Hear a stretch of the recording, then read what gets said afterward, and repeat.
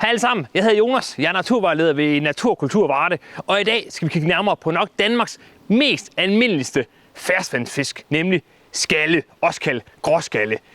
Man kan finde dem i hele landet, både i søer, i fjorde og i vandløb. De er over det hele.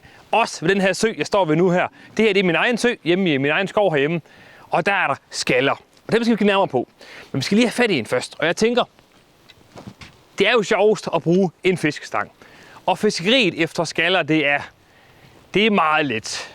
Et lille flåd, monteret på en line.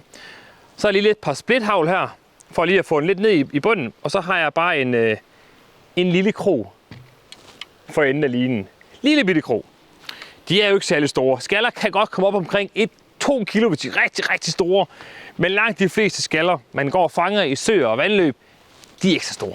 Det mest klassiske, man kan bruge som avn, det er nok majs. Det virker altid. Man kan også bruge noget så simpelt som melklister, altså mel blandet op med vand. Det virker også. Eller man kan bruge en god gammeldags regnorm. Jeg tænker, vi prøver regnorm nu her. Så regnorm her, den kommer altså lige på krogen her. Og så skal den altså ud og lokke en skalle til at bide.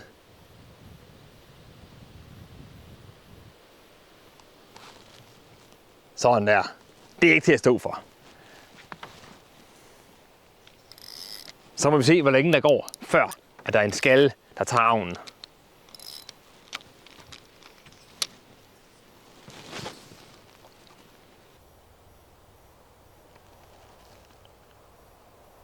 Man kan se, at der er helt små fisk, der piller ved den derude. De piller også ved selve flådet, men de skal lige gå ned og tage krogavnen.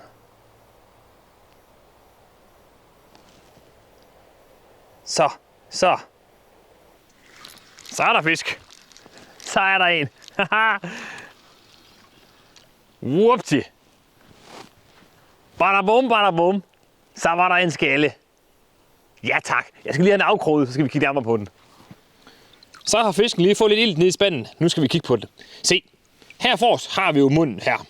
Og vi har dens øje, som er meget sådan, ja, orange gulligt i det. Så har vi gællelåget her, som beskytter gællerne.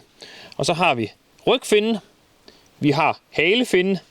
Gatfinnen, som sidder lige bag gattet, som er her, hvor fisken både får mere sig igennem, og hvor den også kommer af med sin afføring. Og så har vi, den er levelig. Så har vi buefinnen her, og så har vi brystfinnen.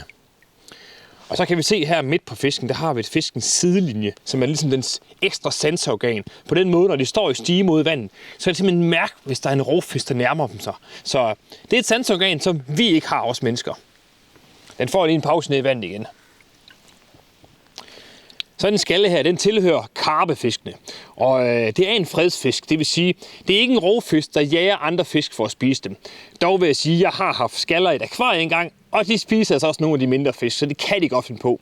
Ellers så lever de primært af zooplankton, de lever af planter, og de lever af forskellige insekter og insekternes larver, der lever på bunden af søen. Så de tager lidt af det hele.